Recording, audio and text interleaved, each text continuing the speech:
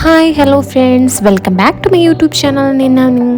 ഇന്ന് രാവിലെ തന്നെ എന്തൊക്കെയാണ് പണിയെന്നല്ല, ഏതാ ഫുൾ അടിച്ചു വാരി തുടയ്ക്കുക. ഇന്ന് പണീനെ കൊണ്ട് പണിയാണ്. അപ്പം ഞാൻ വ്ളോഗ് എടുക്കാനാണെങ്കിൽ എനിക്ക് വേറെ ഇന്ന് ഫുൾ ഇതിൽ ബിസിയാണ്. അപ്പോൾ ഇതന്നെ അങ്ങ് വ്ളോഗ് ആക്കി ഇടാമെന്ന് വിചാരിച്ചിട്ടാണ് ഞാൻ ഈ വീഡിയോ അങ്ങ് എടുത്തത്. അപ്പോൾ വീട്ടിലാണെങ്കിൽ കുറേ ദിവസമായി എത്തിയിട്ട് എവിടെ ചെന്നാലും എനിക്ക് വീട്ടിലേക്ക് തിരിച്ചെത്തിയാലും നമ്മൾ ബെഡിൽ നമ്മളെ വീട്ടിൽ കിടക്കുന്ന അത്ര സുഖം വേറെ എവിടെ പോയാലും കിട്ടില്ല. അപ്പോൾ ഇതാ വീടിൻ്റെ തൊട്ടപ്പുറത്തുള്ള കാര്യങ്ങളൊക്കെ ഞാൻ കാണിച്ചിരുന്നു. കുറേ ദിവസമായി വീട്ടിലേക്ക് വന്നിട്ട് ഇതാ ഇവിടെ മൊത്തം പൊടി പിടിച്ചെടുക്കണം. മൊത്തം പൊടി എന്ന് പറഞ്ഞാൽ മൊത്തത്തിൽ പൊടിയാണ്. എപ്പോൾ അടിച്ചു വാരി തുടച്ച് നന്നാക്കാനാണെന്ന് എനിക്കറിയില്ല. കാരണം ഇനി മൊത്തത്തിൽ അടിച്ചു വാരി തുടച്ചിടണം. ചിലരൊക്കെ ചോദിക്കും വീട്ടിലെന്താ ഇത്രമാത്രം മലമറിക്കാനുള്ള പണിയെന്ന്. അപ്പോൾ വീട്ടിൽ നിൽക്കുന്നവർക്കല്ലേ അറിയുള്ളൂ ഇതിൻ്റെ ബുദ്ധിമുട്ടുകൾ. ഇപ്പം നമ്മളിത് അടിച്ചു വാരി വൃത്തിയാക്കി കൊണ്ടുനടക്കുക പറഞ്ഞാൽ കുറച്ച് നല്ല പണിയുള്ള കാര്യം തന്നെയാണ്. അത് വീട്ടിലിരുന്നാൽ തന്നെ മനസ്സിലാവുള്ളൂ. നമ്മൾ വീട്ടിൽ പോവുക, ജോലിക്ക് പോകുന്നവരും വീട്ടിൽ പണിയെടുക്കുന്നവരും കൂടിയാണെങ്കിൽ പിന്നെ പറയാൻ വേണ്ട. കാരണം രണ്ടും കൂടെ കഴിച്ച് നമുക്ക് പോകുക എന്ന് പറഞ്ഞാൽ ഭയങ്കര ബുദ്ധിമുട്ടുള്ള കാര്യമാണ്.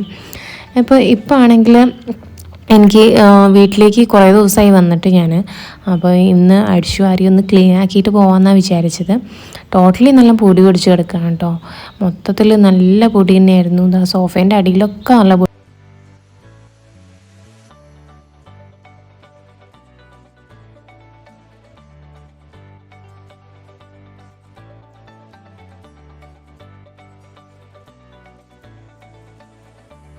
ഫ്രണ്ടിൽ എനിക്ക് കീയൊക്കെ തൂക്കിയിടാൻ വേണ്ടി ഞാനൊരു ഇത് വെച്ചിട്ടുണ്ടായിരുന്നു. അതിൽ നമ്മളെ വെഡ്ഡിങ്ങിൻ്റെ ഒരു ഫോട്ടോ ഉണ്ട്. അറച്ചും പൊടിയൊക്കെ എടുക്കുകയാണ്.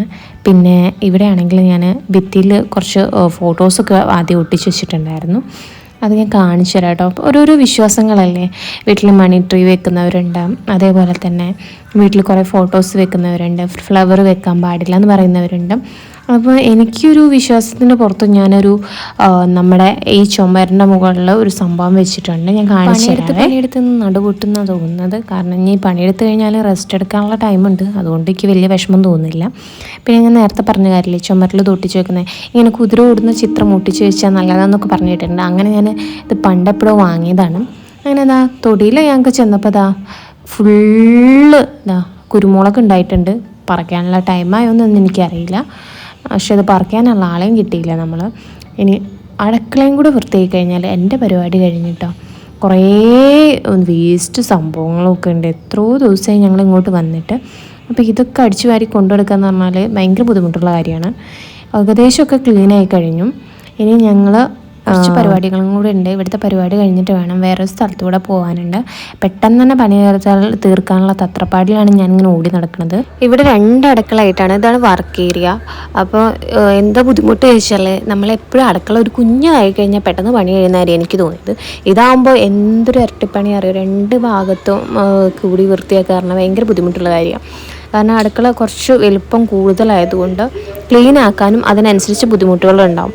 അപ്പം കുറച്ചുകൂടെ ചെറുതാക്കി ഉണ്ടാക്കി കഴിഞ്ഞാൽ ഏറ്റവും ബെറ്റർ ആയിരിക്കും എന്ന് എനിക്ക് തോന്നിയിട്ടുണ്ട്. കാരണം ഞാൻ ഹോസ്റ്റലിലും അതേപോലെ തന്നെ വേറെ ഫ്ലാറ്റിലൊക്കെ നിൽക്കുമ്പോൾ പെട്ടെന്ന് പണി കഴിയുന്നത്. ഇവിടെ എത്തിക്കഴിഞ്ഞാൽ പണി ഒട്ടും തീരാത്ത പോലെ തോന്നുക. കാരണം ഇവിടെ കുറേ അടിച്ചു വരി നന്നാക്കാനുള്ളതുകൊണ്ടായിരിക്കും എനിക്ക് അങ്ങനെ തോന്നുന്നത്.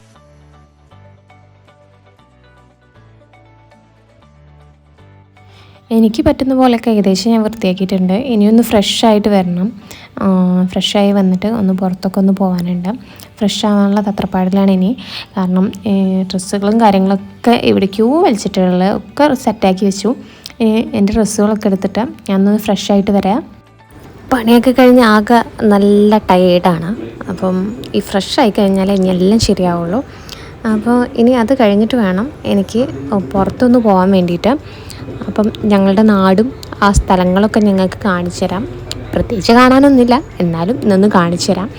ഇനി ഞാനൊന്ന് ഫ്രഷായിട്ട് വന്നു. ഇനി ഞാൻ പുറത്തൊന്ന് പോവാം. കാരണം ഞങ്ങളുടെ വീട്ടിന് മുന്നിൽ തന്നെ കുറച്ച് ഷോപ്പുകളൊക്കെ ഇപ്പോൾ തുടങ്ങിയിട്ടുണ്ട് കേട്ടോ. അപ്പം ഇതാണ് ഞങ്ങളുടെ നാട്. അതായത് കൊടുവള്ളിയാണ്. കോഴിക്കോട് കൊടുവള്ളി എന്ന് പറഞ്ഞ സ്ഥലത്താണ് എൻ്റെ നാട്. അപ്പോൾ ആക്ച്വലി ഇവിടെ എന്ന് പറഞ്ഞു കഴിഞ്ഞാൽ കുറേ കടകളുണ്ട് കേട്ടോ. കടകൾ ഏതാണ് ഇവിടെ കൂടുതലെന്ന് വെച്ച് കഴിഞ്ഞാൽ നമ്മൾ പറയേണ്ടത് സ്വർണ്ണക്കടകളാണെന്ന്. കാരണം ഇവിടെ ജ്വല്ലറീസാണ് കൂടുതലായിട്ടുള്ളത്.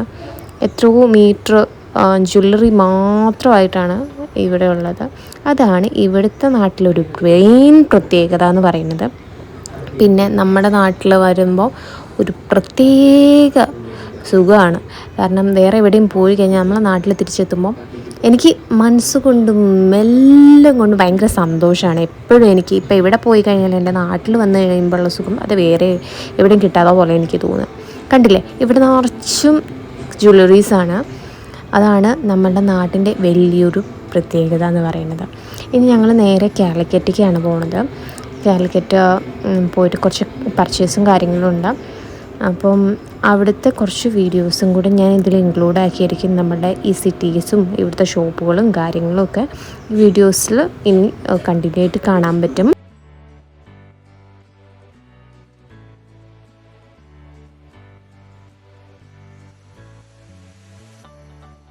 ഇത് ഞങ്ങളുടെ നാട്ടിലെ മെയിൻ ഹോസ്പിറ്റലാണ്, KIMS hospital, Koduvally institute of medical science. അത് കഴിഞ്ഞ് കഴിഞ്ഞാൽ ഇവിടുത്തെ മെയിൻ ഒരു തൂക്കുപാലമാണത്. കാരണം ഇവിടെ ഈവനിങ് ഒക്കെ ആകുമ്പോൾ ഭയങ്കര റഷായിരിക്കും കേട്ടോ.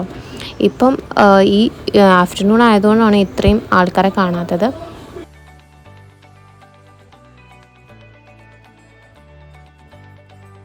അങ്ങനെ ഫൈനലി കാലിക്കറ്റ് സിറ്റിയിലേക്കാണ് നമ്മൾ കയറാൻ പോകുന്നത്. ഇതാണ് കാലിക്കറ്റ് മെയിൻ സിറ്റി എന്ന് പറയുന്നത്. ഇവിടെ ഒരു കുരിശുപള്ളിയൊക്കെ ഉണ്ട്.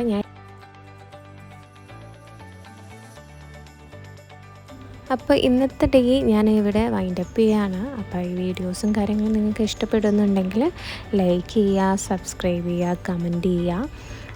അങ്ങനെ ഞങ്ങൾ ഇന്നത്തെ യാത്ര തുടരുകയാണ്. പിന്നെയുള്ള വീഡിയോസ്